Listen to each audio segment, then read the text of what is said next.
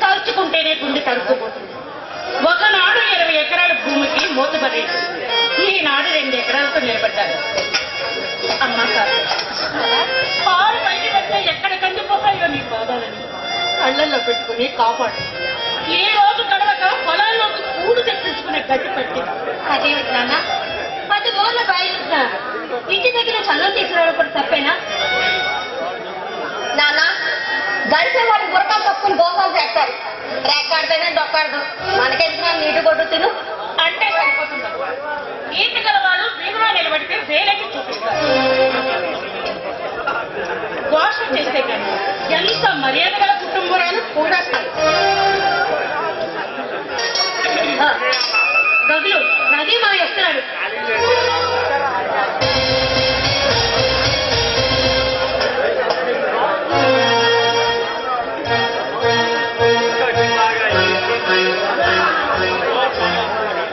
ఏమిట్రోయ్ sorry బాబు వేదాంతాలు చెప్తున్నట్టు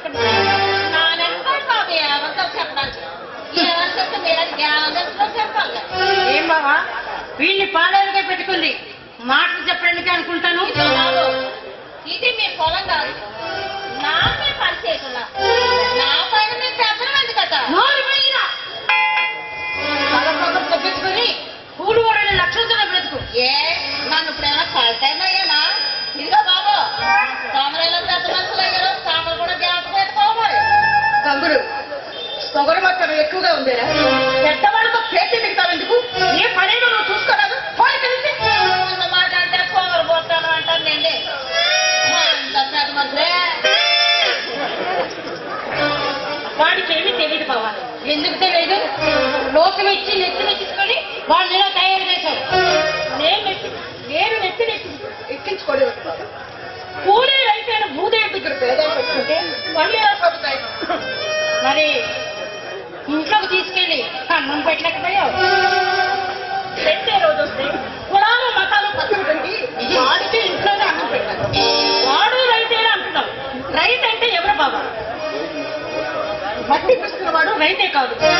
మరి భూమి ఉండే వాళ్ళంతా చెట్టు పేరు చెప్పుకొని కాయలు అమ్ముకునేవాడు. ఏంటి? అవును బాబు, వాడిని భూస్వాములలో పెట్టుబడిదారులను అన్నారు, కానీ రైతుడంటే నాకు నచ్చదు. గడవక సొంతంగా వ్యవసాయం చేసుకున్నాడు. ఇలాగన్నారనే గొప్పతనం ఉంది. పొరపాటు మావ్య, అన్నాన్ని చేసి మా నాన్నగారు ఆస్తి గడిస్తే బావలా నేను కూడా ఏ బియ్య కొత్త కది ఏ కట్టు ఉద్యోగం కోసం నేను పగులాడేవాడిని కదా. అందుకేరా అంతనే అంతమైపోయింది నీ చదువు. నీలాంటి వాడు అప్పుడు పుట్టాడు కాబట్టి మీ నాన్న మహా సుఖం అనిపిస్తున్నాడు.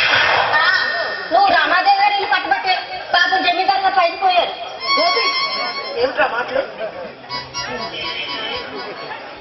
ఈ మాత్రానికే ఇంటి ముడిచిపెడుతున్నాడు. ఇంకా ఉంటే ఇల్లు పట్టుకోగలవా? ఎప్పుడైనా మేము వ్యవస్థలో ఊరికి తెంటూ లేదులే మావ్య.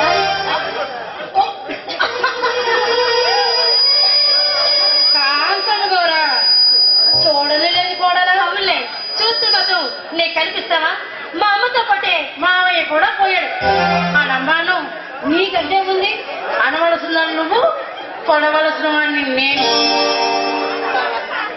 పిల్లలతో ఏంటో బాబా పెద్ద మాటలు మాట్లాడే పిల్లల దగ్గర పెద్దవాళ్ళు కూడా చిన్నవాళ్ళే బాబా. మంచి మర్యాద తెలుసుంటేగా.